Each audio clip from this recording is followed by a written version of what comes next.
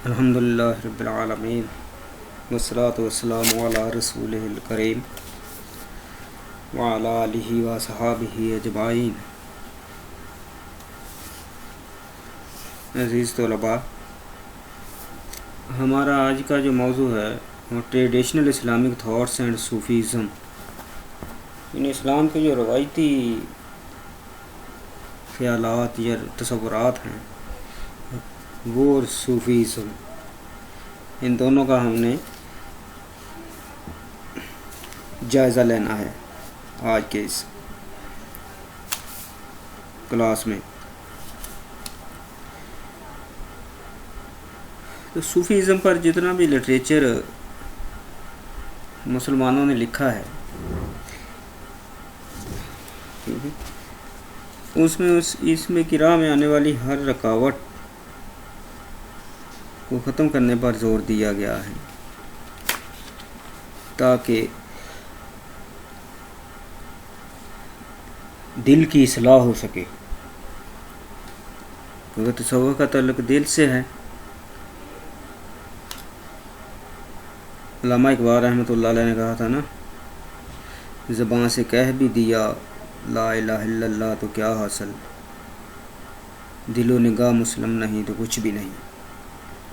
اس لیے اصل یہ ہے دل، اور تصوف انسان کو اس سٹیج پر لے جانے کا نام ہے کہ جہاں پر اللہ کے رسول صلی اللہ علیہ وسلم نے فرمایا ہے نا کہ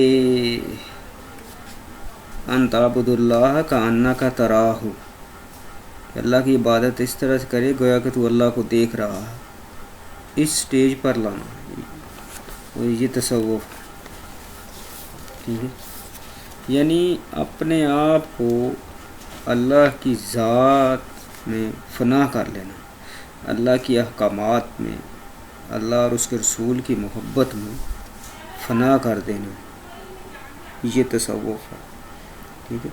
اور اسلام کے جو ہیں یعنی تصورات وہ کیا ہیں، بہت سے اس پر کتابیں بھی لکھی گئیں، رسالے بھی لکھے گئے، ٹھیک ہے، اور بہت سی زبانوں میں ان کے مطلب آگے ٹرانسلیشنیں بھی ہوئی ہیں، ٹھیک ہے۔ تو اسلام کی یعنی اللہ اور اس کے رسول صلی اللہ علیہ وسلم کے جو طریقے بتائے ہوئے ہیں وہ ٹریڈیشنلز ہیں، اس کے مطابق جو کام کیا جائے گا، جب جو بھی صوفیزم ہوگا یا تصوف کا سلسلہ ہوگا وہ روایتی ہوگا، اس سے ہٹ کر جو بھی ہوگا وہ غیر روایتی ہوگا، ٹھیک ہے۔ یہ بات ٹھیک ہے کہ جو یعنی جدید دور کے اسلامک اسکالرس ہیں، روایتی اسکالرس ہیں، وہ اس کو کرٹیسائز کرتے ہیں صوفیزم کو۔ وہ اصل میں آج کی صوفیزم کو دیکھ کر اسی پر اس وقت کی جو تصوف ہے اس پر قیاس کرتے ہیں، تو اس کو کرٹیسائز کرنے کے ساتھ ساتھ اس کو بھی کرٹیسائز کر جاتے ہیں۔ ایسا صحیح نہیں ہے، کیوں کہ اللہ اور اس کے رسول صلی اللہ علیہ وسلم نے جو طریقے بتائے ہیں، اللہ کے رسول صلی اللہ علیہ وسلم کا فرمان ہے نا کہ بنی اسرائیل کے 72 فرقے ہوئے، عیسائیوں کے 73 ہوں گے، اور میری امت کے 73 فرقے ہوں گے، کلہم فی النار الا واحدہ، سب کے سب جہنم میں جائیں گے سوائے ایک کے۔ قیلا ومن یا رسول من ہم یا رسول اللہ، کہ وہ جو ایک جنت میں جائے گا وہ کون سا ہوگا فرقہ؟ تو آپ صلی اللہ علیہ وسلم نے فرمایا کہ مانا علیہ و صحابی، جو میرے اور میرے صحابہ کے طریقے پر ہوگا وہ جنت میں جائے گا، باقی سب کے سب جہنم میں جائیں گے۔ تو اللہ اور اس کے رسول صلی اللہ علیہ وسلم کی اطاعت اور صحابہ کی پیروی کیا جائے گا،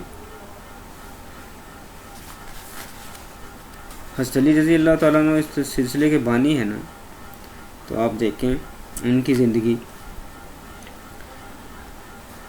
انہوں نے تقریباً 5-6 عورتوں سے نکاح کیے، 25 کے قریب ان کی اولاد ہے، ٹھیک ہے۔ وہ تجارت بھی کرتے تھے، دوسرے دنیا داری کے کام بھی کرتے تھے، ہر طرح سے تھے، لیکن پھر بھی تصوف کے بانی وہ ہیں حضرت علی کرم اللہ وجہ، ٹھیک ہے۔ تو اسلام کے مطلب مسلمانوں کے وہ اسکالر جنہوں نے اپنی ساری طاقتیں اس کو یعنی سمجھنے میں خرچ کر دیں اور اس میں کمی کی تلاش کرتے رہے، ٹھیک ہے۔ ایک وقت آیا کہ اسلام کی تاریخ کو دیکھ کر یا اس طرح کے جو حضرت علی کرم اللہ وجہ ہیں، یا جو عبد القادر جیلانی رحمۃ اللہ علیہ ہیں، حضرت جنید بغدادی، حضرت حسن بصری اور حضرت رابعہ بصریہ رحمہ اللہ، ان لوگوں کو تصوف دیکھتے ہیں نا، تو پھر مطلب وہ اس بات کے قائل ہو جاتے ہیں کہ یہ جو آج کا تصوف ہے نا، یہ وہ تصوف نہیں ہے، لیکن پھر بھی اس کے ساتھ ساتھ اس کو بھی کریٹیسائز کر جاتے ہیں، ٹھیک ہے۔ تو آج کا جو مطلب تصوف ہے وہ کیا ہے؟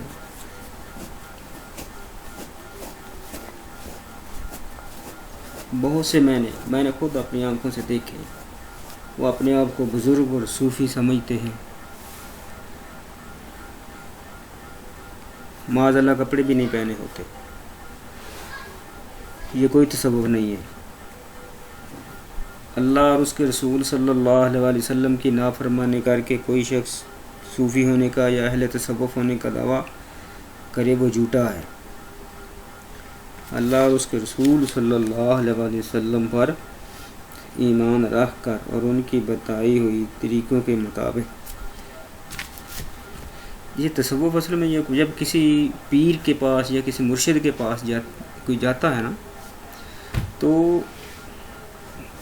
وہ اپنی اصلاح کے لیے جاتا ہے۔ اب اصلاح کیا ہے؟ اللہ سے ہم دعا مانگتے ہیں نا کہ اہدنا الصراط المستقیم، ہمیں سیدھا راستہ دکھا، نماز پڑھتے ہیں تو یہ تو سیدھا راستہ ہے، ہم روزے رکھتے ہیں یہ سیدھا راستہ ہے، حج کرتے ہیں سیدھا راستہ ہے، ٹھیک ہے۔ اور پھر ان لوگوں کا راستہ جن پر اللہ کا انعام ہوا، ان لوگوں کا راستہ ہم اللہ سے دکھانے کی دعا کرتے ہیں، اور اس پر ہمیں یقین بھی ہے کہ اللہ اور اس کے رسول صلی اللہ علیہ وسلم کا بتایا ہوا راستہ ہی صحیح راستہ ہے، ٹھیک ہے۔ صحابہ فرماتے ہیں نا کہ آپ صلی اللہ علیہ وسلم نے ایک دفعہ یوں زمین پر ایک خط کھینچا اور فرمایا کہ یہ اللہ کا راستہ ہے، سیدھا خط کھینچا، اور پھر اس کے ارد گرد کچھ خط کھینچے اور فرمایا کہ یہ شیطان کے راستے ہیں، یعنی اللہ اور اس کے رسول کے راستے سے ہٹ کر جو بھی راستہ ہے وہ غلط ہے، چاہے اس کو تصوف کا نام دے دیا جائے، چاہے اس کو جو مرضی نام دے دیا جائے، پیری مریدی کا نام دے دیا جائے، جو بھی کر دیا جائے، تو سب سے پہلے اپنی اصلاح کرنی ہوتی تھی اس میں، ٹھیک ہے۔ اور جب ہر ایک یہی سوچے گا کہ ہم نے اپنی اصلاح کرنی ہے، تو پھر تنقید بھی بند ہو جائے گی، اور پھر جو ہے اللہ کی صحیح معنوں میں معرفت بھی حاصل ہوگی، یعنی بے ضرر زندگی ہو جاتی ہے، بے ضرر زندگی۔ اللہ کے رسول کا فرمان ہے، ایک صحابی آئے، اے اللہ کے رسول، میں اپنے رشتہ داروں سے اچھا سلوک کرتا ہوں لیکن وہ مجھ سے اچھا سلوک نہیں کرتے، تو آپ نے فرمایا کہ وہ تم سے برا سلوک کریں تم پھر بھی ان سے اچھا سلوک کرو۔ اب یہ بہت مشکل کام ہے، اتنا آسان کام نہیں ہے کہ دوسرے برا سلوک کرتے رہیں اور ادھر سے اچھا سلوک ہوتا رہے، لیکن یہی اصل میں انسانیت کی معراج ہے، اور یہی اللہ اور اس کے رسول کی تعلیمات کا نچوڑ ہے کہ کسی کو تکلیف نہ پہنچائی جائے، خود تکلیف برداشت کر لو۔ آپ دیکھ لیں امام مالک رحمۃ اللہ علیہ کے ہمسائے میں ایک یہودی رہتا تھا، اور یہودی یہ شروع دن سے ہی کچھ ایسی ہی قوم ہے، بد فطرت سی۔ وہ اپنے گھر کا کوڑا کرکٹ اٹھاتا اور حضرت امام مالک رحمۃ اللہ علیہ کے دروازے کے سامنے ڈال دیتا، حتیٰ کہ کوڑا کرکٹ اتنا جمع ہو گیا کہ ایک وقت آیا کہ امام مالک رحمہ اللہ کا جو دروازہ تھا اس میں کوڑا کرکٹ جمع ہو کر وہ بند ہونے کو ہو گیا، اور وہ اتنا زیادہ ہو گیا کہ حتیٰ کہ یہودی کے اپنے دروازے کے آگے بھی جانے لگا، بہت زیادہ جمع ہو گیا۔ تو ایک دن امام مالک رحمۃ اللہ علیہ نے دیکھا کہ یہودی کے دروازے میں بھی کوڑا کرکٹ پڑا ہے، تو آپ اس کا دروازہ صاف کر رہے ہیں تاکہ اس کو گزرنے میں آسانی ہو۔ یہودی باہر نکلا، اس نے دیکھا امام مالک رحمۃ اللہ علیہ اس کا دروازہ صاف کر رہے ہیں، حالانکہ اپنا دروازہ جو ہے وہ بند ہوا پڑا ہے کوڑا کرکٹ سے۔ تو وہ حیران رہ گیا، اس نے امام مالک رحمۃ اللہ علیہ سے کہا کہ امام صاحب آپ کو تو مجھ سے ناراض ہونا چاہیے تھا، تو آپ کا اپنا دروازہ بند ہے کوڑا کرکٹ کی وجہ سے، میرا دروازہ آپ صاف کر رہے ہیں۔ تو امام مالک رحمۃ اللہ علیہ نے فرمایا کہ میرے نبی، میرے آقا صلی اللہ علیہ وسلم نے مجھے یہ حکم دیا ہے کہ خود تکلیف برداشت کر لو، لیکن اپنے ہمسائے کو تکلیف نہ دو، کسی مخلوق کو تکلیف نہ دو، خود تکلیف برداشت کر لو۔ یہ بات سننا تھی۔ یہودی اسی وقت امام مالک رحمۃ اللہ علیہ کے ہاتھ پر مسلمان ہو گیا۔ تصوف میں کا مقصد یہ سٹیج لانا ہوتا ہے، ٹھیک ہے۔ اچھا، پھر اس میں یعنی اللہ کی ذات پر کامل یقین ہونا چاہیے۔ سب سے پہلے یہ بیس ہے کہ آپ کا اللہ پر یقین ایسے ڈاواں ڈول تو نہیں ہے، ڈگمگا تو نہیں رہے۔ اللہ کے رسول، اللہ تعالیٰ کا فرمان ہے، اللہ کے رسول کا فرمان ہے، حدیث قدسی ہے کہ اللہ تعالیٰ فرماتے ہیں انا عند عبدی ظن بی، کہ میں اپنے بندے کے ساتھ وہی معاملہ کرتا ہوں جو میرے بارے میں وہ گمان رکھتا ہے۔ گمان رکھنے سے مراد یہ ہے کہ اگر فرض کریں دعا مانگتا ہے تو اگر اس کے دل میں یہ وہ ڈگمگا رہا ہے، شک شبہ ہے کہ پتہ نہیں قبول ہوگی یا نہیں ہوگی، تو پھر میں بھی اس کو شک و شبہ میں ڈال دیتا ہوں۔ اور اگر وہ یقین کے ساتھ کرتا ہے دعا تو پھر میں اس کے یقین کو پورا کر دیتا ہوں، ٹھیک۔ اور یقین کے جو علماء نے، اہل تصوف نے 3 درجے بتائے ہیں یقین کے، 3 درجے: علم الیقین، عین الیقین، حق الیقین۔ علم الیقین کیا ہے؟ کس بات کا علم کہ زہر کھانے سے انسان مر جاتا ہے، یہ ہر ایک کو پتہ ہے، یہ علم الیقین ہے، ٹھیک۔ عین الیقین کیا ہے؟ کہ کسی نے زہر کھایا اور وہ مر گیا ہمارے سامنے، یہ عین الیقین ہے۔ حق الیقین کیا ہے؟ کہ ہم یہ زہر کھائیں گے تو مر جائیں گے، ٹھیک ہے، زہر کھایا مر گیا۔ یہ 3 درجے ہیں اس کے۔ تو آخری درجے میں اللہ اور اس کے رسول صلی اللہ علیہ وسلم پر اتنا ایمان رکھنا کہ پھر وہ ڈگمگائے نہ۔ تو اس کی یہ جو تصوف ہے، جو traditional Islamic thoughts and Sufism, مختلف قسم کے علماء نے اس کی یہ کیا ہے کہ تصور جو ہے نا، یہ دراصل ایک بڑی جامع اور ہمہ گیر تصور حیات کا نام ہے۔ اپنے مقاصد کے اعتبار سے یوں سمجھ لیں کہ یہ انسانیت کی معراج ہے۔ یہ فلسفہ جب کسی کی ذات میں عملاً متحقق ہو جائے، یعنی اس کو یقین ہو جائے، تو اسے پھر وہ کمال کی بلندیوں پر پہنچا دیتا ہے۔ اگر تصوف کی روح جو اصل ہے وہ سمجھ آ جائے تو اس کی حقیقی تعلیم سے جو آگاہی ہے نا وہ میسر آ جاتی ہے۔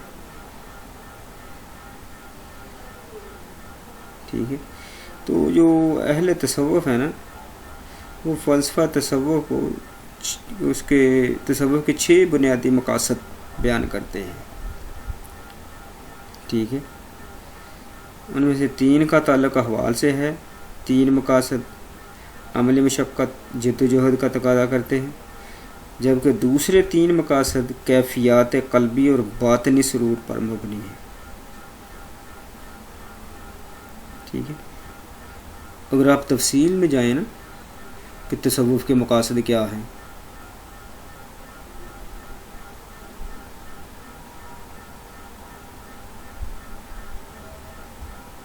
تو یہ تو ہزاروں میں ہو جائیں گے، لیکن یہاں پر تھوڑے سے ہی 6 ہیں، ان کو ہم مختصراً ڈسکس کر لیتے ہیں۔ اس سے ہمیں پتہ چل جائے گا کہ جو اسلام کی روایتی تعلیمات کیا تھیں اور آج صوفیزم کی اصل میں ہے کیا، نیو صوفیزم۔ پہلے مرحلے میں تزکیہ نفس ہے،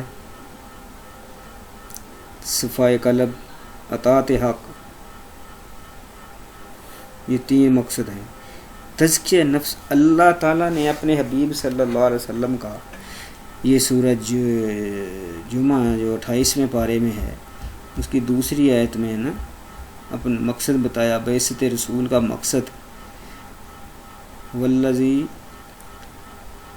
بعث فی الامیین رسولا منہم یتلو علیہم آیاتہ ویزکیہم ویعلمہم الکتاب والحکمہ وَإِنْ كَانُوا مِنْ قَبْلُ لَفِي ضَلَالٍ مُبِينٍ۔ وَيُزَكِّيهِمْ، ان کا تزکیہ نفس کرتا ہے، یہ اللہ کے رسول کا کام تھا۔ کیا تزکیہ نفس یہ ہوتا ہے کہ یعنی ہر انسان کے دل سے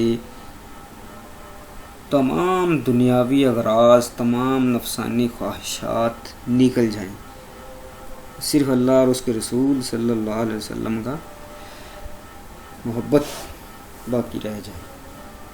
ٹھیک ہے، تزکیہ نفس تصوف کی زندگی کا یوں سمجھ لیں کہ پہلا قدم ہے۔ انسانی زندگی کو اپنے دل کی تمام آلائشوں اور قدورتوں سے پاک کر دینے کا نام تصوف ہے، اور گویا کہ یہ آغاز ہے کہ انسان کا نفس جو ہے جھوٹ نہ بولا جائے، دکھاوا نہ کیا جائے، منافقت سے دور رہا جائے، غرور و تکبر نہ کیا جائے، ٹھیک ہے، کسی کو برا نہ سمجھا جائے، جس حسد، کینہ، بغض، عناد، یہ سب کچھ دنیا کی محبت، لالچ، اس سے انسانی دل پاک ہو جائے۔ ٹھیک ہے، یہ تزکیہ نفس ہے۔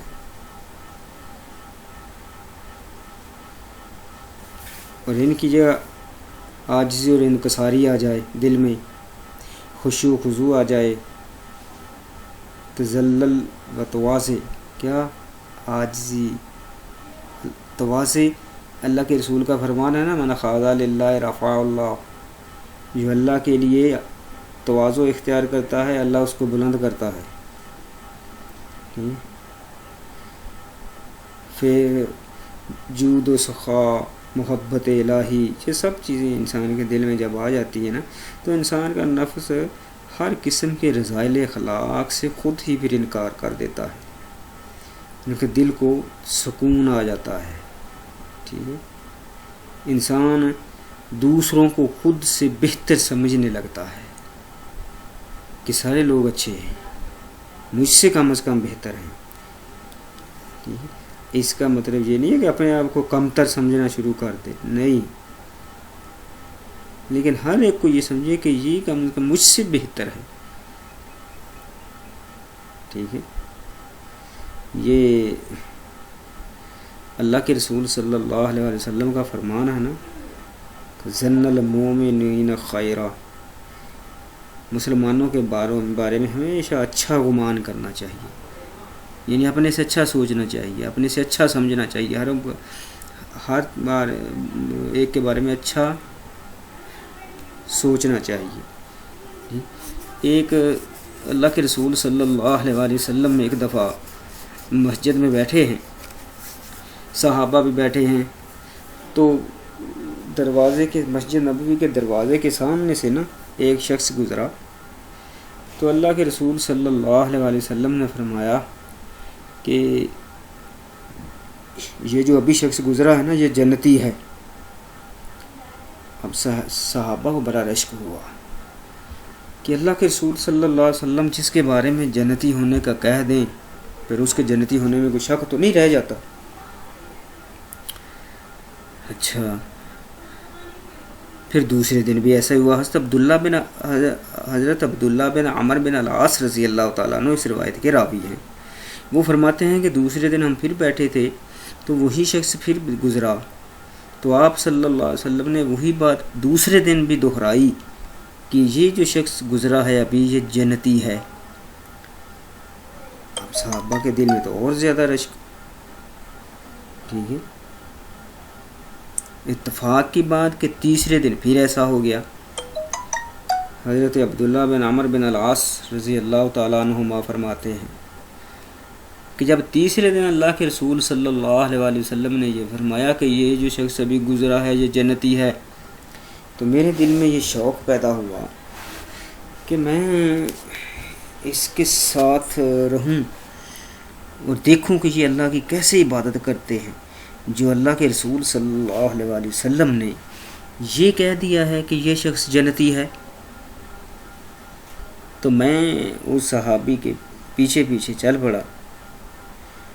جب وہ گھر میں داخل ہونے لگے تو پیچھے مڑ کے دیکھا تو مجھے دیکھ کر کہنے لگے ہاں بیٹے کوئی کام ہے؟ تو میں نے دیکھا کہ وہ ایک انصاری صحابی تھے، تو پھر کہتے ہیں کہ میں نے ایسے ایک بہانہ بنایا کہ کیونکہ میں ان کے گھر میں رہنا چاہتا تھا، دیکھنا چاہتا تھا کہ رات کیسے اللہ کی عبادت کرتے ہیں۔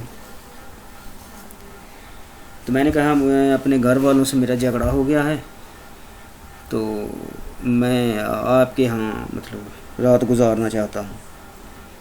تو وہ جو انصاری صحابی تھے انہوں نے کہا کہ موسٹ ویلکم، آ جائیں، کوئی بات نہیں۔ وہ چلے گئے۔ حضرت عبداللہ بن عمر بن العاص رضی اللہ تعالیٰ عنہ فرماتے ہیں کہ اصل میں دیکھنا یہ چاہتا تھا کہ رات کی عبادت کیسے کرتے ہیں جو اللہ کے رسول نے 3 بار کہا ہے کہ یہ شخص جنتی ہے۔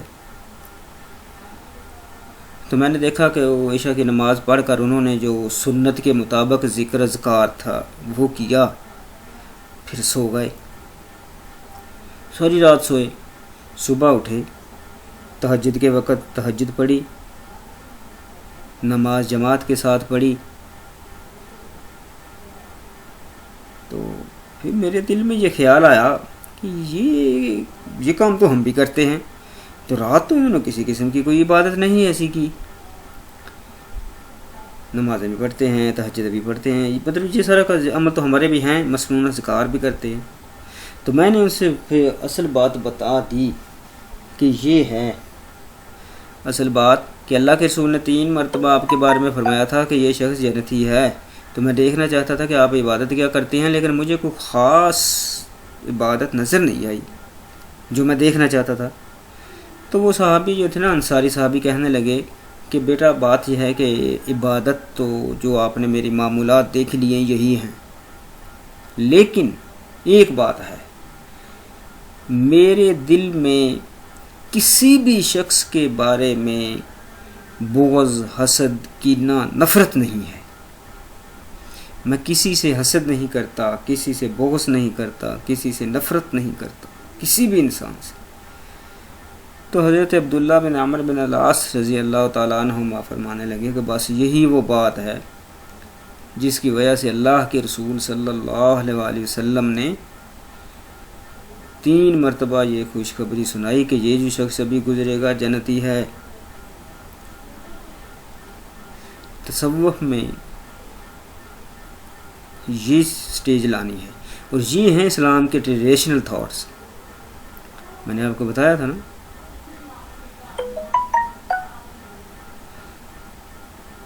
عراق کے یہاں ہمارے معاشرے میں کیا ہے، اگر کوئی شخص مثلا کوئی بازار میں جاتا ہے نا، تو اب اللہ کا حکم ہے کہ مرد اپنی نگاہ نیچی رکھیں، عورتیں جو ہے نا وہ پردے میں کریں، تو اللہ کسی کو توفیق دیتا ہے تو وہ عورتوں کو نہیں مطلب دیکھتا، ان سے اپنی نظروں کی حفاظت کرتا ہے نامحرموں سے، تو لوگ اس کے دوست احباب لوگ اس کو کیا کہتے ہیں، بڑا صوفی بنیا پھرتا، بڑا صوفی بنا پھرتا ہے۔ اس کو صوفیزم ہم نے سمجھ لیا ہے۔ اگر یہ صوفیزم ہے تو یہ تو صحیح ہے، پھر یہ تو ہونی چاہیے، ٹھیک ہے۔ تو یہ جو ہے نا اس میں تصوف کے تزکیہ نفس یہ سب سے پہلے ہے۔ اچھا، پھر اس کے بعد مطلب اور بھی دل کی صفائی ہے۔ اب دل کی صفائی کیا ہے؟ دل کی صفائی یہ ہے کہ انسانی گناہوں سے، علائشوں سے، ہر طرح سے دل صاف ہو جائے، پاک ہو جائے۔ کسی کے جیسے وہ صحابی نے کہا تھا نا کہ میرے دل میں کسی کے بغض، حسد، نفرت، کینہ نہیں ہے، اس طرح سے دل صاف ہو جائے ہر طرح سے، یعنی نفس مطمئنہ ہو جائے۔ یہ مقصد ہے تصوف کا، نفس امارہ سے نفس مطمئنہ ہو جائے۔ نفس لوامہ بھی تصوف میں قابل قبول نہیں ہے، صرف نفس مطمئنہ، ٹھیک ہے۔ اللہ نے قرآن پاک میں فرمایا ہے نا، کلا بل ران علی قلوبہم ما کانوا یکسبون، کہ یہ جو کام کرتے ہیں نا، ان کے کاموں کی وجہ سے ان کے دلوں پر زنگ چڑھ گیا ہے، زنگ، گناہوں کی وجہ سے۔ اللہ کے رسول صلی اللہ علیہ وسلم کا فرمان ہے نا، حضرت ابو ہریرہ رضی اللہ تعالیٰ عنہ فرماتے ہیں کہ اللہ کے رسول صلی اللہ علیہ وسلم نے فرمایا، ان العبد اذا اخطأ خطیہ نقطت فی قلبہ سودان، کہ جب کوئی بندہ غلطی کرتا ہے تو اس کے دل پر ایک سیاہ نقطہ لگ جاتا ہے، فَإِذَا هُوَ نَازَغَ وَاسْتَغْفَرَ وَتَابَ، اور اگر وہ اس کو چھوڑ دیتا ہے، توبہ کر لیتا ہے، استغفار کر لیتا ہے، سَقَلَ قَلْبَهُ، تو اس کا دل صاف ہو جاتا ہے، یعنی وہ نقطہ مٹ جاتا ہے، ٹھیک ہے۔ وَإِنْ عَادَ زِيدَ فِيهَا، اور اگر وَإِنْ عَادَ، اگر وہ دوبارہ کرتا ہے وہ گناہ تو وہ نقطہ زیادہ ہو جاتا ہے، حَتَّى تَعْلُو قَلْبَهُ، ٹھیک ہے، یہاں تک کہ جو اس کی جو سیاہی ہے نقطے کی وہ پورے دل پر چھا جاتی ہے۔ وَهُوَ الرَّانُ، اور وہ ران ہے، الَّذِي ذَكَرَ اللَّهُ كَلَّا بَلْ رَانَ عَلَىٰ قُلُوبِهِم مَّا كَانُوا يَكْسِبُونَ، کہ وہ جس کا ذکر اللہ نے قرآن پاک میں کیا ہے نا، کہ بل ران علی قلوبہم ما کانوا یکسبون، ان کے کاموں کی وجہ سے، ان کے اعمال کی وجہ سے ان کے دلوں پر زنگ ہے، زنگ لگ جاتا ہے۔ تو یہ ہے وہ زنگ، اس سے دل کو صاف کرنا، یہ تصوف کا مقصد ہے۔ ہر لحاظ سے، کسی طرح سے بھی اللہ تعالیٰ کی ذات، یہ سب کچھ اللہ کی توفیق سے ہوتا ہے، اس سے ہٹ کر نہیں ہوتا کچھ بھی، ٹھیک ہے۔ قرآن پاک میں اللہ تعالیٰ نے کتنی مطلب بار یہ فرمایا ہے کہ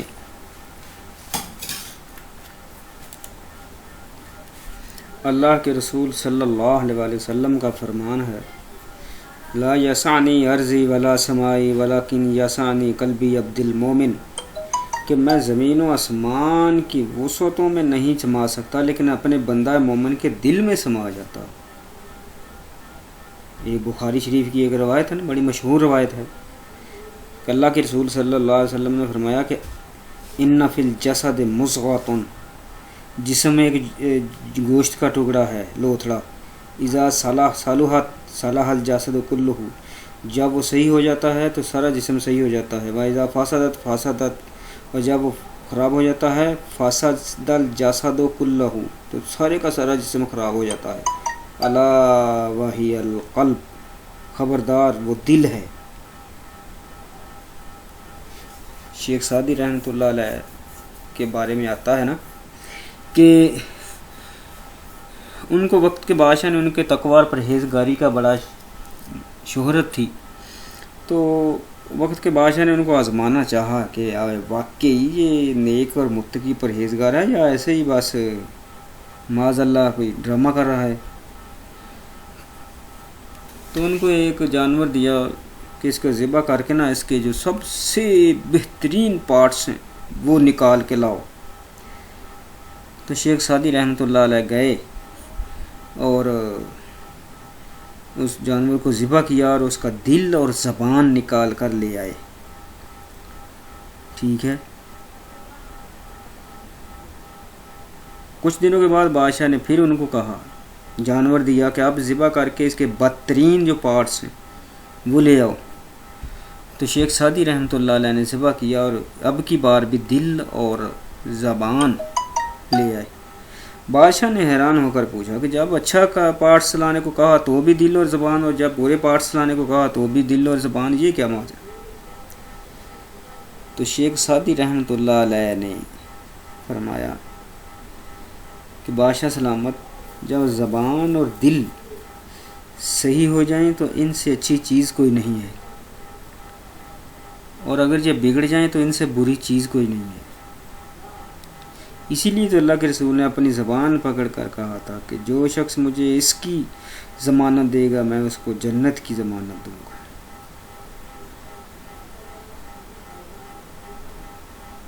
ٹھیک، تو تصوف میں پہلے اپنی اصلاح کی جاتی ہے، تزکیہ نفس، پھر دل کی صفائی، پھر اللہ اور اس کے رسول کی اطاعت دل میں پکی کی جاتی ہے۔ یا ایھا الذین آمنوا اطیعوا اللہ واطیعوا الرسول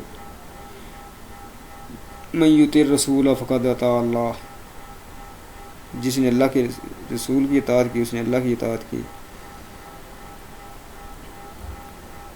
وما ارسلنا من رسول الا لیطاع باذن اللہ، کہ ہم نے رسول بھیجے تاکہ ان کی اطاعت کی جائے۔ ٹھیک ہے، تو اللہ اور اس کے رسول صلی اللہ علیہ وسلم کی یعنی ہر قدم انسان کا ان کی اطاعت میں اٹھے، ان کے خلاف قدم نہ اٹھنے پائے۔ امام مالک رحمۃ اللہ علیہ کے بارے میں آتا ہے کہ اللہ کے رسول صلی اللہ علیہ وسلم نے یہ سنت طریقہ بتایا ہے نا کہ جب واش روم میں آپ جائیں تو بایاں پاؤں پہلے رکھیں اور دعا پڑھیں، اللہم انی اعوذ بک من الخبث والخبائث۔ امام مالک رحمۃ اللہ علیہ واش روم میں جانے لگے قضاء حاجت کے لیے تو غلطی سے بھول کر دایاں پاؤں پہلے رکھا، رکھتے ہی یاد آ گیا کہ یہ تو سنت کی خلاف ورزی ہو گئی، تو بے ہوش ہو کر گر گئے تھے کہ مجھ سے اللہ اور اس کے رسول صلی اللہ علیہ وسلم کی نافرمانی ہو گئی ہے، سنت کی خلاف ورزی ہو گئی ہے۔ یہ سٹیج لانا ہے۔ حضرت بایزید بستامی رحمہ اللہ کا بھی ایک واقعہ بہت مشہور ہے کہ ایک شخص دور سے آپ کی خدمت میں بیعت کرنے کے لیے آیا، ایک دو ماہ آپ کے پاس رہنے کے بعد بیعت کے کیے بغیر ہی واپس چلا گیا. آپ نے پوچھا کس غرض کے لیے؟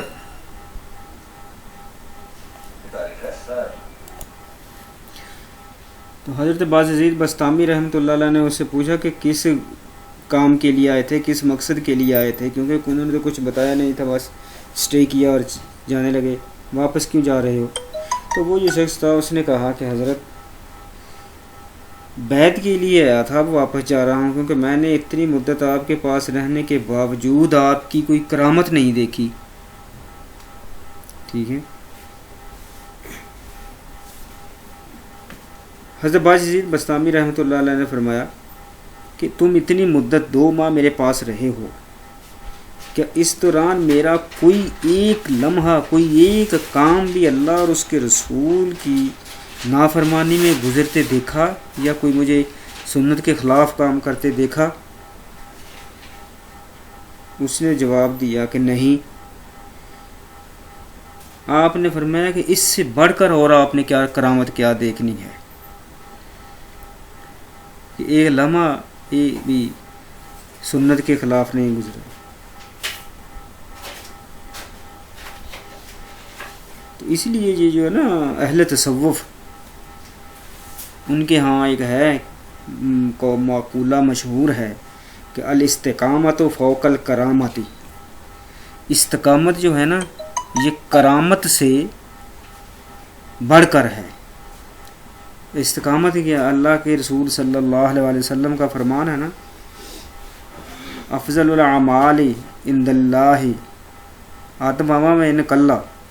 اللہ کے نزدیک سب سے بہترین کام وہ ہے، افضل ترین کام وہ ہے جو مستقل ہمیشہ کیا جائے، اگرچہ تھوڑا ہی ہو لیکن کیا مستقل جائے. یہ استقامت اصل ہوتی ہے. تصوف سکھاتا ہے ایسا نہیں ہے کہ 2-4 دن جوش چڑھا، نمازیں بھی ساری اور تسبیحاں بھی خوب چلائیں اور یہ وہ، اور اس کے بعد پھر پتہ نہیں کیا ہو گیا. نہیں، تھوڑی لیکن مستقل. یہ مقصد ہے اس کا دل کا کہ اللہ اور اس کے رسول کی ہر لمحہ اطاعت میں گزرے، نافرمانی کا تصور بھی نہ ہو کہیں بھی. پھر اللہ کی محبت اس والذین آمنوا اشد حبا للہ. اللہ نے فرمایا نا کہ جو لوگ اللہ سے بہت زیادہ محبت کرتے ہیں،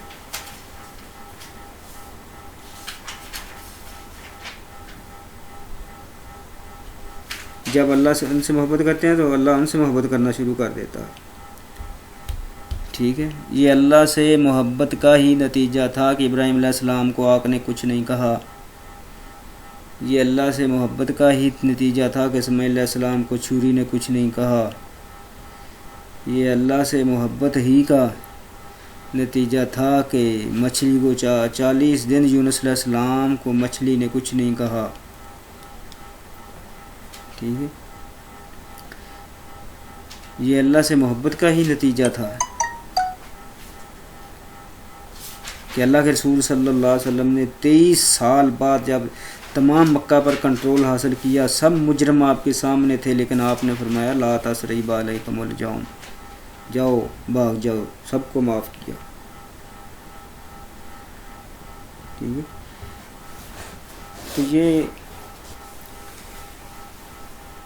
جو ہے نا تصوف کے جو مقاصد اور یہ مثالیں ہمارے سامنے آ گئیں، یعنی ہماری روایات کیا تھی اسلام کی اور یہ آج کا کیا ہے. جیسے وہ حضرت بایزید بستامی رحمۃ اللہ علیہ کے واقعے میں دیکھا نا کہ عام نیک بندہ اسی کو سمجھتے ہیں تصوف صوفی جس کے وہاں سے کچھ کرامتیں نظر آئیں ہمیں.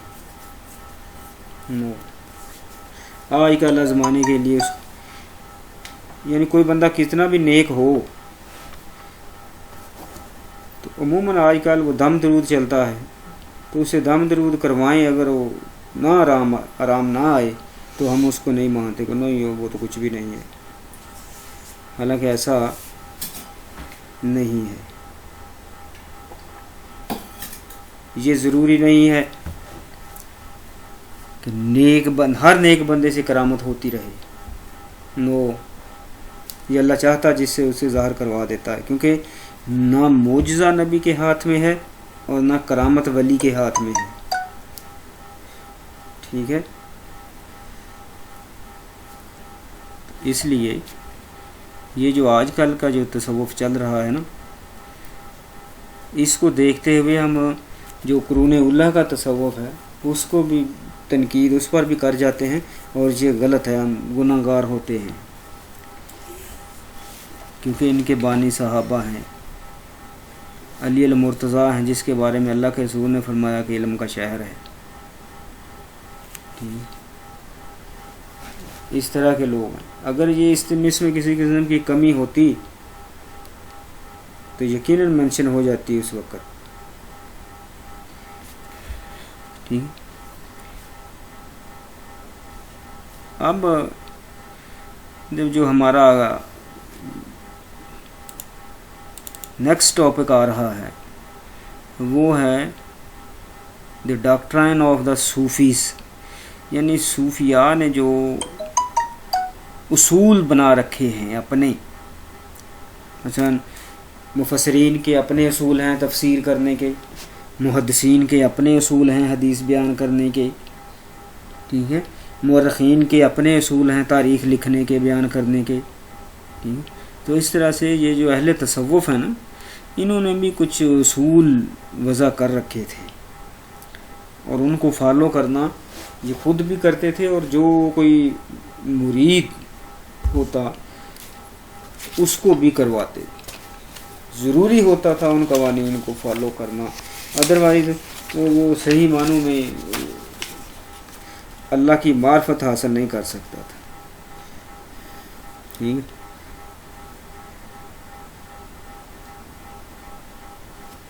پہلا کیا ہے؟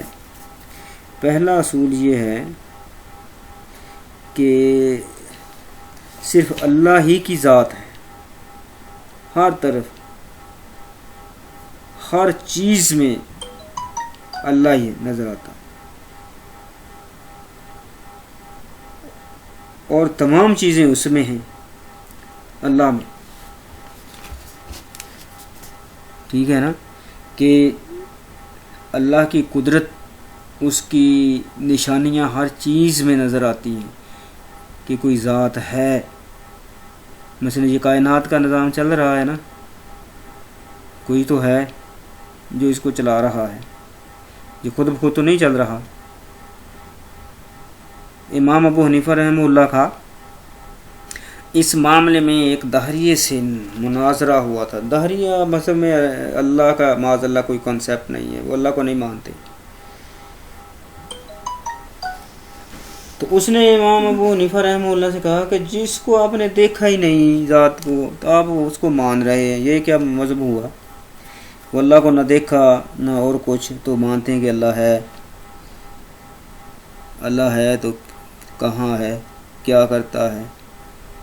کائنات کے نظام کے بارے میں ان کا ذہن تھا کہ یہ خود بخود ہی چل رہا ہے، بس کوئی اس کو چلانے والا نہیں ہے. مثلا یہ مثال، یہ کوئی مر رہا ہے تو بس اس کی عمر زیادہ ہو جاتی ہے تو وہ ختم ہو جاتا ہے، اور وہ ہر جو جنس کی جو میل اور فیمیل ہیں ان کے ملنے سے یہ انسانوں کی یا دوسرے ہر مخلوق کی پیدائش ہو رہی ہے. اللہ کا معاذ اللہ اس میں کوئی کنٹریبیوشن نہیں جانتے. امام ابو حنیفہ رحمہ اللہ نے اس سے کہا کہ مجھ سے مناظرہ کر لو. مناظرے کا ٹائم اور ڈیٹ طے ہو گئی، وقت جگہ گئی. تو جو پادری تھا دہریہ وہ پہلے چلا گیا. امام ابو حنیفہ رحمہ اللہ جان بوجھ کر تھوڑا سا لیٹ گئے. جب وہاں پہنچے تو اس نے شور مچانا شروع کر دیا کہ آپ وقت پر نہیں آئے، لہذا میں مناظرہ جیت گیا ہوں. امام ابو حنیفہ رحمہ اللہ فرمانے لگے ٹھیک ہے میں لیٹ آیا ہوں، آپ مناظرہ جیت گئے ہیں تو ٹھیک ہے، لیکن کم از کم میری بات تو سن لینا کہ میں لیٹ کس وجہ سے ہوا ہوں. میں نے بڑی عجیب و غریب بات دیکھی آج. وہ پادری جو تھا دہریہ اس کو کہنے لگا کہ کیا؟ تو امام ابو حنیفہ رحمہ اللہ فرمانے لگے کہ میں جس راستے سے آنا تھا نا تو دریا کراس کرنا تھا، تو کشتی کے انتظار میں کھڑا تھا، تو میں کیا دیکھتا ہوں کہ میرے سامنے ایک درخت گرا خود بخود، اچھا خود بخود ہی اس کے ٹکڑے ہوئے، خود بخود ہی اس کے وہ پھٹے سے بن گئے، اور میری آنکھوں کے سامنے خود بخود ہی وہ پھٹے جڑ کر کشتی بن گئی، اور چپو کے ساتھ وہ خود بخود چلنے لگی، میں اس میں بیٹھ کر دریا پار کر کے۔ اب وہ دہریہ کہنے لگا امام صاحب آپ مسلمانوں کے اتنے بڑے امام ہیں، بھلا یہ کیسے ہو سکتا ہے؟ درخت کو کاٹنے کے لیے اوزاروں کی ضرورت ہے، مزدوروں کی ضرورت ہے، اس کے ٹکڑے کرنے کے لیے، پھر اس کو پھٹے بنانے کے لیے مشینوں کی ضرورت ہے، کشتی بنانے کے لیے کسی کاریگر کی ضرورت ہے، بغیر لیبر کے، بغیر اوزاروں کے، بغیر کسی محنت کے یہ تو نہیں ہو سکتا سب کچھ۔ تو امام ابو حنیفہ رحمہ اللہ فرمانے لگے کہ جب ایک کشتی خود بخود بن کر نہیں چل سکتی تو اتنی بڑی کائنات خود بخود کیسے چل سکتی ہے؟ جب کشتی کو بنانے والا بڑھائی موجود ہے، کاریگر ہے، تو اس کائنات کو بھی بنانے والا کوئی کاریگر ہے، اور وہ اللہ کی ذات ہے۔ تو اس دہریہ پادری نے اسی وقت امام ابو حنیفہ رحمہ اللہ کے ہاتھ پر اسلام قبول کر لیا تھا۔ یہ سچا مذہب ہے، ٹھیک ہے۔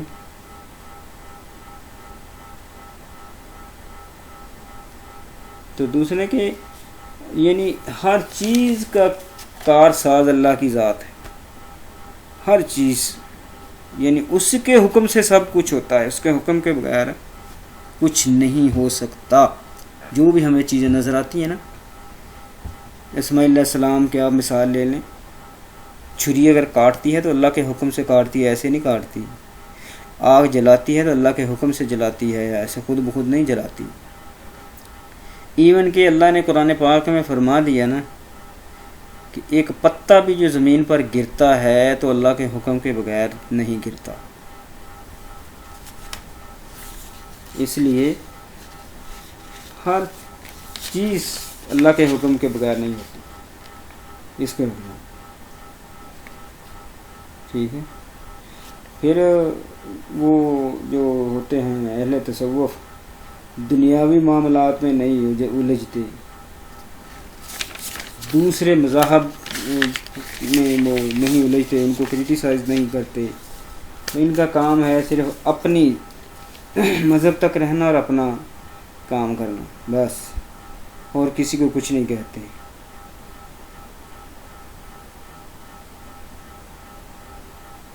ٹھیک ہے۔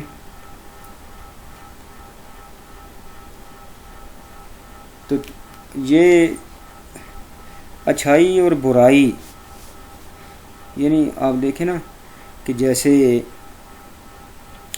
سر سید احمد خان نے اپنی جو تفسیر لکھی ہے تفسیر القرآن کے نام سے، اس میں معجزات کا انکار کیا، شیطان کی ذات کا انکار کیا، کہ شیطان نام کی کوئی چیز نہیں ہے، یہ انسان کی اندرونی کیفیت کا نام ہے، اگر وہ اچھا کرتا ہے، اچھا سوچتا ہے تو ٹھیک ہے انسان ہے، اگر وہ برا سوچتا ہے، برا کرتا ہے تو وہ شیطان ہے، ٹھیک ہے۔ تو کسی حد تک بات تو ان کی ٹھیک ہے، لیکن اس سے یہ ثابت نہیں ہوتا کہ شیطان نام کی وہ چیز ہی نہیں ہے، بہرحال وہ اللہ کی مخلوق ہے اور حقیقت ہے۔ تو بہت سے اصول انہوں نے جو ہے نا وہ طے کر رکھے ہیں صوفیاء نے، ان کے ہاں دنیا کا ذکر نہیں ہے، ہر وقت اللہ ہی اللہ کا ذکر چلے گا، اس کے علاوہ اور کچھ نہیں ہوگا، ٹھیک ہے۔ پھر یہ میں نے تو دیکھا ہے، مجھے کئی مرتبہ مطلب اس میں شرکت کا بھی موقع ملا ہے کہ یہ جو پیر ہوتے ہیں نا اپنے مریدوں کو ذکر کرواتے ہیں رات کے اندھیرے میں لائٹیں بند کر کے، اور کچھ تو اوپر چادریں بھی ڈال لیتے ہیں، اللہ اللہ بلند آواز میں، یہ دونوں طرح سے جائز ہے، ٹھیک ہے۔ اور پھر ایسے نہیں کرواتے وہ، انہیں دل کے طرف نگاہ رکھ کے کرنا ہے، کیونکہ یہ دکھانا ہے کہ اے اللہ اس دل کو صحیح کر دے، اس لیے وہ صحیح ہو جاتا ہے، اللہ کا ذکر کرتے ہیں۔ اللہ نے قرآن پاک میں بھی فرمایا ہے الا بذکر اللہ تطمئن القلوب، کہ اللہ کے ذکر سے دلوں کو سکون ملتا ہے۔ یہ آج کل جتنی بھی جو ڈپریشن اور جو ہارٹ اٹیکس اور دل کی پریشانیاں یہ وہ جو بھی ہو رہی ہیں نا، یہ اس وجہ سے ہو رہی ہیں۔ پرانے زمانوں میں یہ بیماریاں کیوں نہیں تھیں؟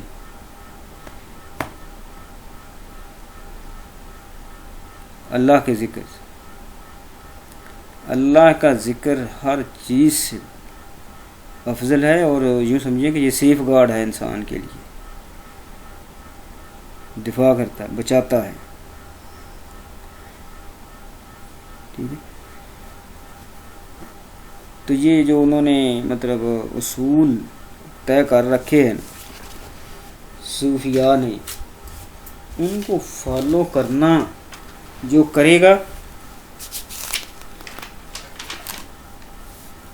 وہ معرفت پائے گا۔ ہندو اس کو نروان کہتے ہیں، اور یہ تصوف ہر ایک مذہب میں ہے، یہ کسی ایک صرف اسلام میں نہیں ہے، ان کی شیپ یا ان کا طریقہ کار الگ الگ ہے، ہو سکتا ہے، لیکن بہرحال ہے ہر ایک میں، ٹھیک ہے۔ تو یہ تصوف کے جو مطلب اصول ہیں نا، آج کے تصوف میں مطلب تھوڑی سی بات میں آپ کو اور بتا دوں کہ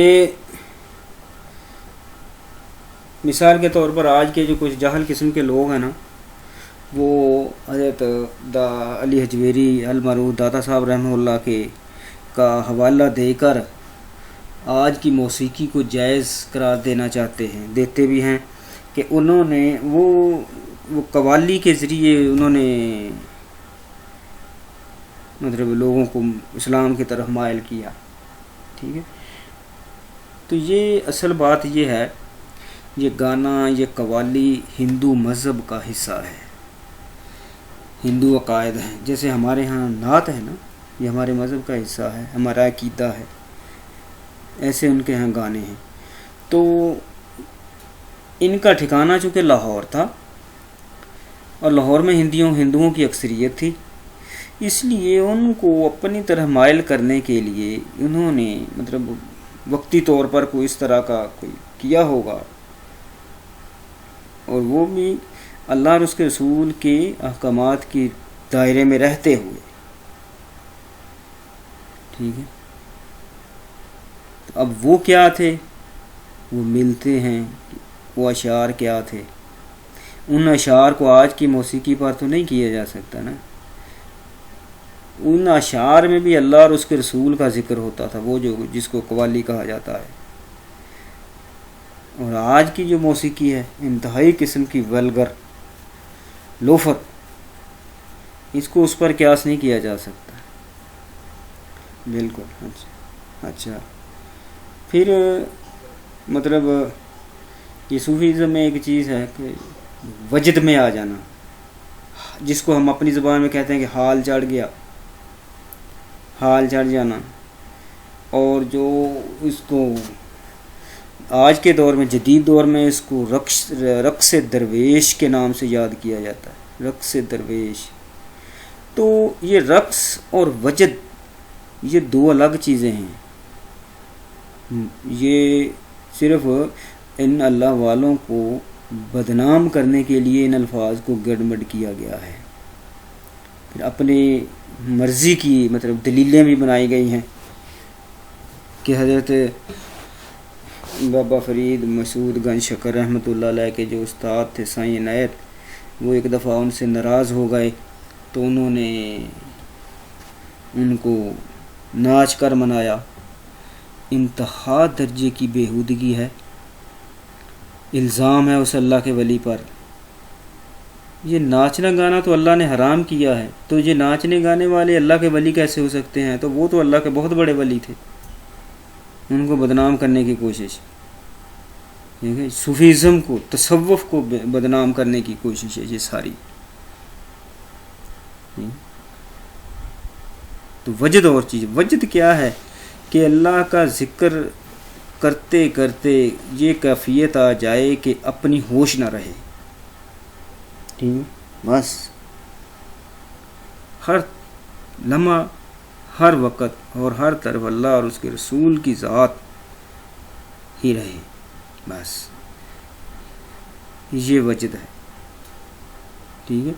ہاں کبھی کبھی مطلب وہ جو باتیں ہیں دل پر اثر کر جاتی ہیں تو پھر اس کی یعنی کیفیت دل کی کچھ اور ہو جاتی ہے، تو مطلب وہ دل کا سکون بڑھ جاتا ہے۔ کبھی دیکھا ہوگا کہ مثلا کوئی تقریر کر رہا ہو تو اس کی تقریر کے کچھ الفاظ یا کچھ باتیں بہت اچھی لگتی ہیں، ٹھیک ہے، یا قاری بہت اچھی آواز میں کوئی قرآن کی تلاوت کر رہا ہو تو سکون ہوتا ہے، اور سکون کے ساتھ ساتھ بعض اوقات کیفیت یہ ہو جاتی ہے کہ ساتھ ساتھ آنکھیں بھی بند ہو جاتی ہوتی ہیں، کیوں؟ سکون اتنا نہ ہو رہا ہوتا ہے۔ یہ اللہ کی وہ جو اللہ نے اپنی رحمت کا ذکر کیا ہے نا، سکینہ یہ وہ نازل ہو رہی ہوتی ہے، تو یہ وجد نہیں ہے، وجد رقص نہیں ہے ہمارے یہاں۔ میں خود جانتا ہوں ایسے پیروں کو جو اپنے مریدوں کے پاس آتے ہیں، پھر وہ قوالیاں یا گانے لگا لیتے ہیں اور پھر ان کا اس پر وہ ناچتے ہیں، میں نے اپنی آنکھوں سے دیکھا ہے۔ یہ کوئی تصوف نہیں ہے، یہ کوئی صوفیزم نہیں ہے، نو، فضول، ٹھیک ہے۔ تو ہمارا آج کا جو آخری ہے وہ ہے تصوف اینڈ ورلڈ ریلیجنز، یعنی دوسرے مذاہب، جو دنیا کے دوسرے مذاہب ہیں ان میں تصوف کا تصور کیا ہے۔ دنیا کے جتنے بھی مذاہب ہیں ان میں تصوف کا کنسیپٹ جو ہے، اسلام کا تو ہم نے پڑھ لیا، ڈیٹیل سے پڑھ لیا کہ اسلام میں تصوف کا تصور کیا ہے۔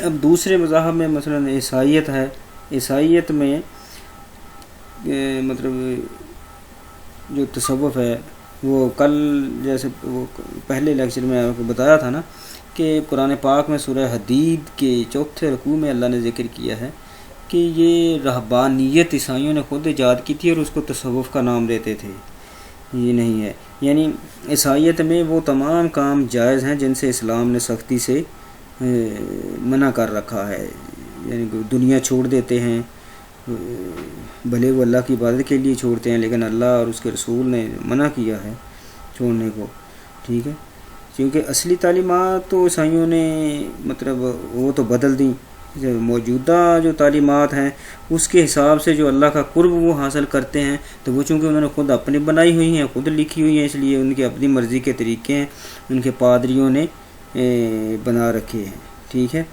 ہمارے ہاں صوفیہ کا ترک نکاح اور ازواجی زندگی سے رائے فرار اختیار کرنا دراصل عیسائیوں کا شیوا ہے۔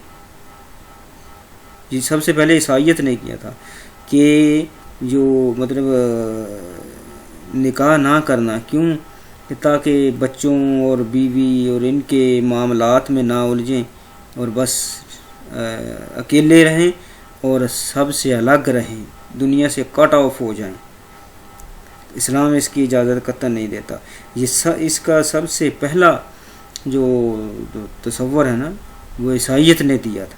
حضرت عیسیٰ علیہ السلام کا جو نا ایک ان کے جو حواری تھے، جیسے ہم اللہ کے رسول کے جو ماننے والے ان کو صحابی کہتے ہیں نا، تو عیسیٰ علیہ السلام کے جو ماننے والے تھے ان کو حواری کہا جاتا ہے، ٹھیک ہے۔ تو اس کا ایک مطلب ہے اسٹیٹمنٹ کہ جس بات کا تم نے مجھ سے سوال کیا اس بارے میں میں یہی کہوں گا کہ مرد کی خوبی یہ ہے کہ وہ عورت کو نہ چھوئے۔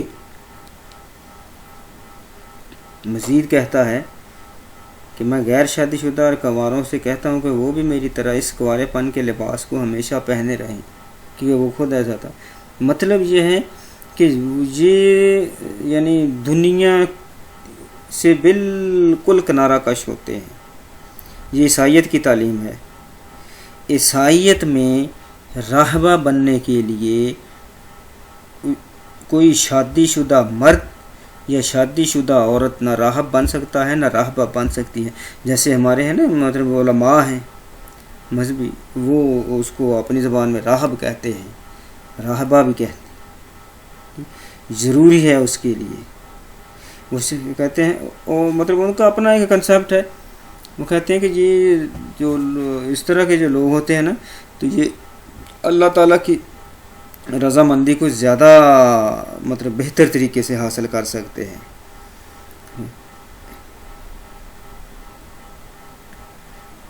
جو عیسائیوں کی بہت سی تعلیمات سے ایک تعلیم مال و دولت سے دوری بنانا، ہٹانا، یعنی وہ مال و دولت کو بھی صحیح نہیں سمجھتے اکٹھا کرنا۔ اسلام نے تو بالکل اسے منع نہیں کیا۔ حضرت عثمان، حضرت عبد الرحمن ابن عوف یا اور کتنے مسلمان تاریخ میں نامور مالدار آئے ہیں، کسی موقع پر کسی نبی نے، کسی صحابی نے، کسی عالم نے، کسی ولی نے یہ نہیں کہا کہ یہ ناجائز ہے اتنا مال کمانا۔ نو، ہم مال اس وقت ناجائز ہوگا جب آپ اللہ کے احکامات کو نہیں پورا کریں گے، زکوٰۃ نہیں دیں گے، عشر نہیں دیں گے، ٹھیک ہے، تو تب ہوگا، ادروائز نہیں، جتنا مرضی کمائیں۔ لیکن عیسائیت میں یہ نہیں ہے۔ وہ کہتے ہیں کہ مال کو تو ہاتھ لگانا بھی، جس کے پاس تھوڑا سا بھی مال ہے وہ اس کو تو پکا عیسائی نہیں مانتے۔ اسی وجہ سے انہوں نے رہبانیت کو اختیار کیا تھا، جسمانی تکالیف کو برداشت کیا، اپنے آپ کو تکلیفیں دینا بھی وہ اپنے مذہب کے مطابق ثواب سمجھتے تھے کہ یہ بھی شاید ثواب کا کام ہے ہم کر رہے ہیں۔ حالانکہ اپنے آپ کو تکلیف دینا اسلام نے تو بہت سختی کے ساتھ اس کو منع کیا، اللہ اور اس کے رسول نے۔ تو یہ عیسائیت کا تصوف تھا کہ اپنے آپ کو مشکلات میں ڈالے رکھو، اپنے آپ کو گھر بار سے، رشتہ داروں سے، دنیا داروں سے، دوسرے لوگوں سے دور رکھو، مال و دولت سے دور رکھو، ٹھیک ہے۔ تو اسلام اس کی قطعاً اجازت نہیں دیتا۔ پھر ہندو مذہب میں آ جائیں۔ ہندو مذہب میں تو، سکھ مذہب میں تو میں نے آپ کو بتایا تھا نا، بابا گرو نانک 40 سال گھر سے ہی باہر رہے، پتہ نہیں گھر والوں کا، ماں باپ کا کیا حال ہے، بیوی بچوں کا کیا حال ہوگا۔ ایک بیٹا تھا ان کا، بیوی چھوڑ کر چلا گیا، 40 سال، اور رہا بھی جنگلوں میں، ایسے کھجل خواری کی زندگی گزارتا رہا، ٹھیک ہے۔ تو ہندو مذہب یہ نا، تو ہندو مذہب واحد مذہب ہے جس میں دیوی دیوتاؤں کی تعداد بھی بہت زیادہ رہی ہے، اور ہر زندگی کے ہر معاملے میں الگ الگ انہوں نے جو دیوی اور دیوتا مقرر کر رکھے تھے ہندو مت میں۔ ہندو مت کی تاریخ یہ ہے، اس وقت موجودہ دور میں اب تک ہندو مذہب میں 33 کروڑ خداؤں کی عبادت ہو چکی ہے۔ حالیہ سروے ہوا تو اس میں وہ رپورٹ جو آئی کہ ہندو مذہب میں ان کے دیوتا زیادہ ہیں اور ان کے ماننے والوں کی تعداد کم ہے، یہ حال تھا ان کا۔ یہ ہندو مذہب تو بہت پرانا مذہب ہے، مگر اس میں تصوف کی جو ہے نا روایت، یہ کوئی زیادہ پرانی نہیں ہے۔ 15ویں 16ویں صدی عیسوی میں اس کا آغاز ہوتا ہے، جس کو بھکتی کے نام سے جانا گیا، بھکتی، جس کی وجوہات کیا تھیں کہ لوگ، نمبر 1 کہ لوگ شنکراچاریہ کے فلسفے سے تنگ آ چکے تھے۔ یہ ان کا ایک پرانا مذہبی پیشوا تھا، بہت اسٹرکٹ تعلیمات تھیں اس کی۔ یہ لوگ ان تمام باتوں سے متفق نہیں تھے، اس لیے لوگوں کا رجحان بھکتی کی طرف ہو گیا، وہ تصوف اس کو اپنی زبان میں وہ کہتے ہیں۔ دوسرا، ہندو مت کے ون سسٹم نے بھکتی کے لیے راہیں ہموار کی، چاروں طبقات میں سے برہمن اور چھتریہ طبقات کے لوگ ویشیا اور شودروں پر ظلم و ستم کرتے تھے اور ان سے تمام کام کرواتے تھے، ان کو چھوت سمجھتے تھے، جس کی وجہ سے جو چھوٹے طبقات کے لوگ تھے نا ان کو بہت پریشانیوں کا سامنا کرنا پڑتا تھا۔ اس لیے انہوں نے ان کے ظلم و ستم سے بچنے کے لیے یہ طریقہ اختیار کر لیا بھکتی کا، جس کو اسلام میں جس کو تصوف کہا جاتا ہے۔ ان کے ظلم و ستم سے بچنے کے لیے، اللہ کی رضا کے لیے نہیں، ان کے ظلم و ستم سے بچنے کے لیے۔ تو یہ جو ہندو مت میں جو بھکتی ہے نا یعنی تصوف، اس کے عام ہونے کی ایک وجہ یہی تھی کہ نچلی ذات کے لوگوں نے، چونکہ ان پر ظلم ہوتا تھا، زیادتی ہوتی تھی، اس لیے انہوں نے زیادہ اس کو اڈاپٹ کیا اور وہ اس کی طرف زیادہ مائل ہوئے۔ تو جب وہ زیادہ مائل ہوئے تو ہندوؤں کے جو بڑے بڑے تھے نا دائی، ان کے پنڈت، ان کو بڑی فکر ہوئی کہ کہیں ایسا نہ ہو کہ یہ ایک معاملہ کچھ اور ہو جائے۔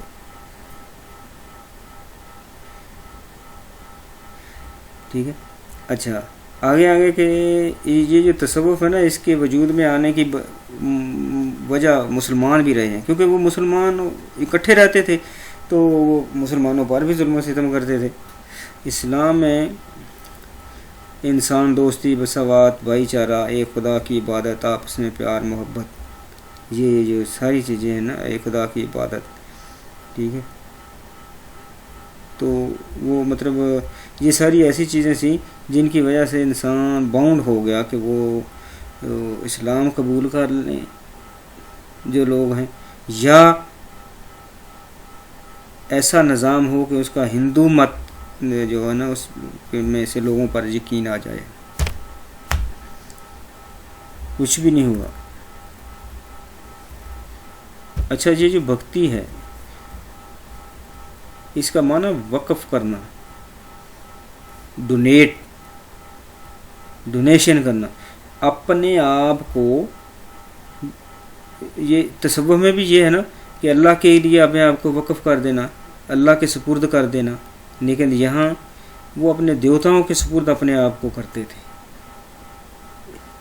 اس لیے یہ جو ہندو مت کا جو کنسیپٹ آف ہے نا بھکتی، تصوف، یہ کسی بھی طریقے سے نہ اسلام سے میچ کرتا ہے، نہ اس کا کوئی دور کا تعلق، ان کے اپنے بنائے ہوئے اصول تھے، اپنی مرضیاں تھیں ساری، جنگلوں میں رہنا، ایسے مطلب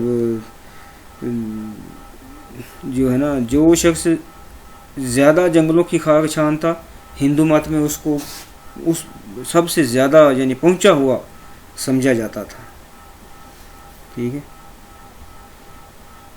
پھر بدھ مت ہے،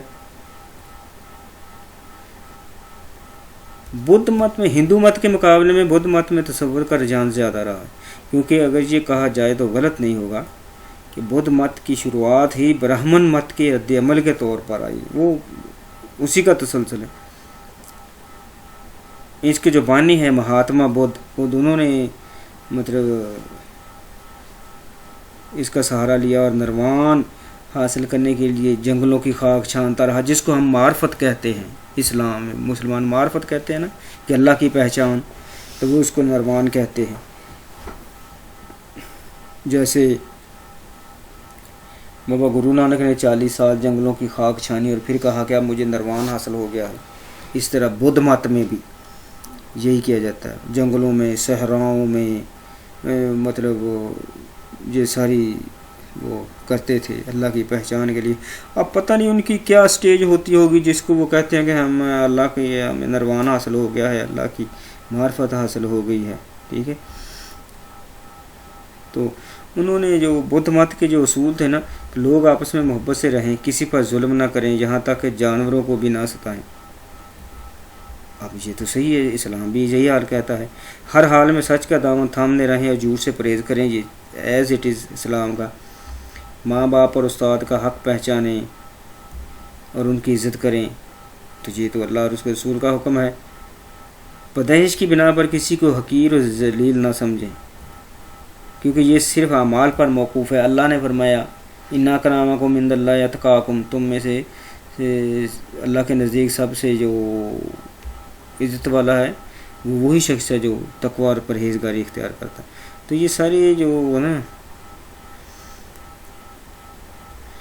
بدھ مت کے اندر بھی گھر بار چھوڑنا، دنیا و مافیا سے لا تعلقی اختیار کرنا نروان حاصل کرنے کے لیے لازمی عنصر تھا، جیسا کہ خود گوتم بدھ کی جو اس کی حالات زندگی ہے نا ان سے پتہ چلتا ہے کہ وہ جنگلوں میں رہتا تھا، بھیک مانگ کر کھانا کھا لیتا تھا، اور سب سے بڑی بات ان مذاہب کے لوگ یعنی ننگے رہتے تھے۔ ننگے سے مراد ستر سے بھی چھپایا ہوتا تھا چھوٹے سے کپڑے سے، باقی سارا جسم ننگا رہتا تھا، کچھ نہیں ہوتا تھا، ایسے ہی پھٹے پرانے، اگر کوئی کپڑے پہنتا بھی تو پھٹے پرانے پڑے، ٹھیک ہے۔ تو یہ مطلب جتنے بھی جو مذاہب ہیں ان میں جو تصور ہے تصوف کا، اسلام اس کے بالکل اجازت نہیں دیتا۔ اسی لیے تو اللہ کے رسول کا فرمان ہے لا رہبانیت فی الاسلام، اسلام میں رہبانیت نہیں ہے، دنیا کو چھوڑ دینا، نو، ہر چیز کو ساتھ لے کر چلنا ہے۔ اللہ نے قرآن پاک میں فرمایا ہے وَلَا تَنْسَ نَصِيبَكَ مِنَ الدُّنْيَا، کہ دنیا میں سے اپنا حصہ نہ بھولنا۔ کیا مطلب ہے کہ دین اور دنیا دو الگ چیزیں نہیں ہیں، یہ دونوں ایک ہیں۔ جب اللہ اور اس کے رسول صلی اللہ علیہ وسلم کی اطاعت میں دنیا گزارو گے تو یہ دین بنتا چلا جائے گا، ٹھیک ہے؟ اور اگر ان کی اطاعت کے بغیر دین پر عمل کرو گے تو وہ دین بھی مطلب دنیا بنتا چلا جائے گا۔ قصہ مختصر کہ یہ جو دنیا کا تصوف ہے، دنیا کے مذاہب کا یا ان کے جو اصول ہیں ان پر پورا کرنا ہے اللہ اور اس کے رسول کی تعلیمات کی روشنی میں، ادروائز نہ کوئی ولی بن سکتا ہے، نہ کوئی اہل تصوف صوفی بن سکتا ہے، نہ پیر مرید، کچھ نہیں بن سکتا جب تک اس کا ہر کام اللہ اور اس کے رسول کی اطاعت میں نہیں ہوتا، ٹھیک ہے۔ یہ ہمارا آج کا تو تھا کہ دا ڈاکٹرائن آف دا صوفیز، تصوف اینڈ ورلڈ ریلیجن، اور traditional Islamic thoughts and Sufism, new Sufism. تو امید ہے کہ اس کو سننے کے بعد مطلب کافی حد تک آپ کا یہ سارا کنسیپٹ کلیئر ہو جائے گا اور آپ کو مزید کہیں سے کچھ لینے کی ضرورت نہیں پڑے گی۔ اس کو پڑھیں، اس کو سنیں، اور اس کے بارے میں اگر کوئی سوال و جواب ہو تو پھر وہ ہم کر لیں گے۔ السلام علیکم ورحمۃ اللہ۔